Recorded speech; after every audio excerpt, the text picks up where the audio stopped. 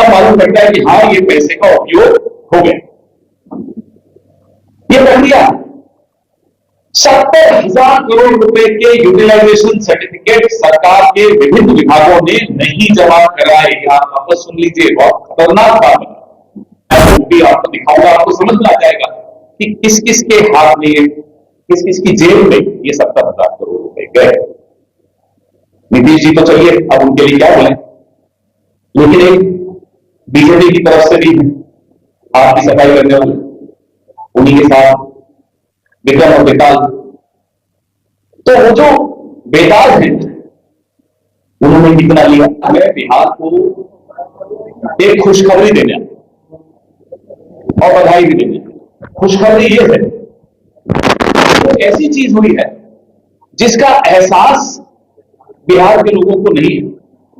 विकास हो गया, ऐसा 100% विकास हो गया, पुल बन गए, पानी बिजली सब कुछ हो गया, शिक्षा, लेकिन लोगों को नहीं पता चला। लोगों को नहीं पता चला क्योंकि सरकार के पास हिसाब नहीं है। ये अनोखा प्रयोग हुआ है बिहार में, बिहार की सरकार के हाथों हुआ है, जिसका खुलासा सीएजी रिपोर्ट में 70,000 करोड़।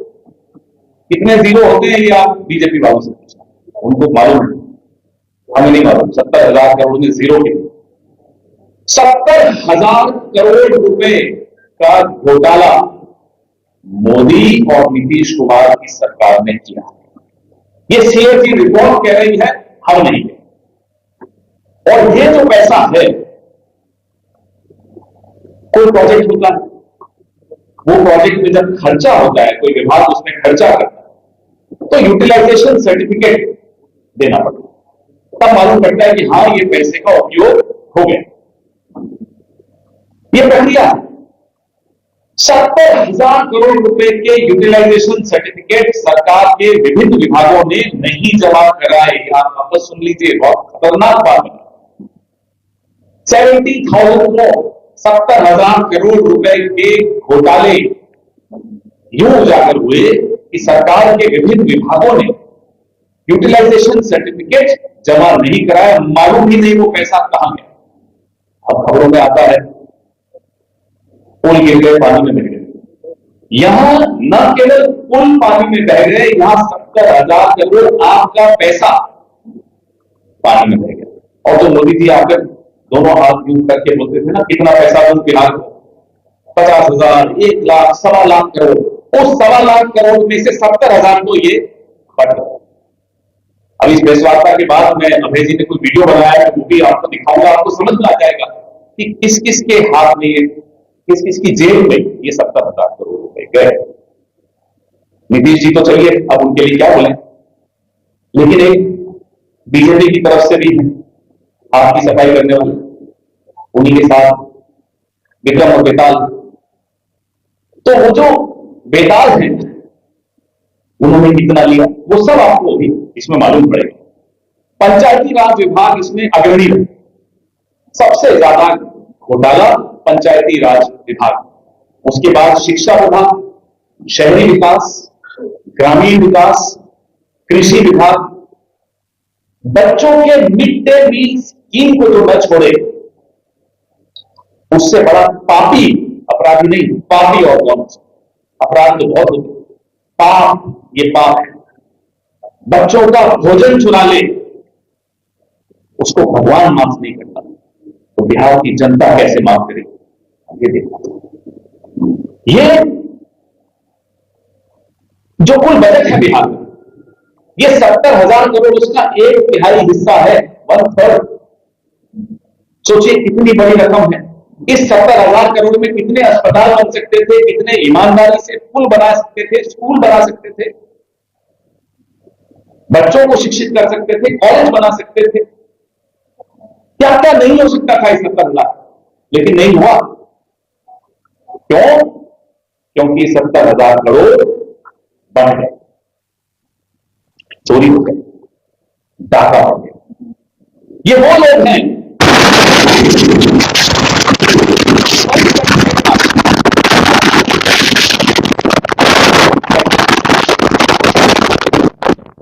हमसे कागज मांगते हैं, खुद कागज, हिसाब किताब के कागज नहीं दे पाते। ये वो लोग मक्कारी देखिए, दागा भी डालते हैं, सीनाजोरी भी करते हैं, और ये भरोसा क्यों आता है? ये भरोसा इसलिए आता है क्योंकि इनको लगता है कि चुनाव आयोग अगर उनकी जेब में है, ये कितना ही डाका डाल दे, कितनी चोरी कर ले, इनका कोई बाल बांका नहीं कर सकता। लेकिन ये जानते नहीं है, ये बिहार का मीडिया है, ये बिहार की भूमि है, ये क्रांतियों की भूमि है। पूरे विश्व ने बिहार से क्रांतियों को उपजते हुए देखा है। इसलिए कितना ही चुनाव आयोग आप अपनी जेब में रख लीजिए, बिहार का एक एक मानस, एक एक व्यक्ति, एक एक बेटा, एक एक बेटी जरूर आवाज उठाएगा और इसके खिलाफ बटन दबाएगा। ये सीएजी की रिपोर्ट जब आई तो मैं बड़ा हैरान हुआ, क्योंकि सीएजी का तो नाम सुने में भी अब 11-12 साल हो गए। सीएजी तो सिर्फ हमारे वक्त आता, अब फिर से पता नहीं क्यों सीएजी। हो सकता है कोई अच्छे लोग होते अभी भी बचे होंगे जो डरते नहीं होंगे। काश ऐसे लोग चुनाव आयोग में भी होते, निडरता से रिपोर्ट निकाल दी। हमें बड़ी चिंता भी है सीएजी, अब हमें बड़ी चिंता है उनकी जान माल ठीक रहे, सुरक्षित रहे। हम तो चाहते हैं उनको सुरक्षा भी मिले, क्या पता है इनका कोई भरोसा नहीं। बिहार के जब भी, अब आप लोग तो पत्रकार हैं, बहुत घूमते हैं, पूरे राज्य में घूमते हैं, जब भी किसी जर्जर पुल पर गुजरो, जब भी किसी सरकारी इमारत को खंडर बनते हुए देखो, जब भी किसी अस्पताल की अव्यवस्था देखो, जब भी स्कूल की बिल्डिंग गिरते हुए देखो, समझ जाना कि 70,000 करोड़ हजम हो गए हैं। और माफ मत करो, क्योंकि आप इन्हें अगर माफ कर देंगे तो इस बार तो 70,000 है, अगली बार 1,40,000 हो जाएगा, पता भी नहीं चलेगा। इसलिए मैं आपके माध्यम से और सारे आंकड़े विभागवार मैं अभय जी को और राजेश भाई को आग्रह करूंगा कि प्रेस नोट आप सबके बीच सर्कुलेट करें।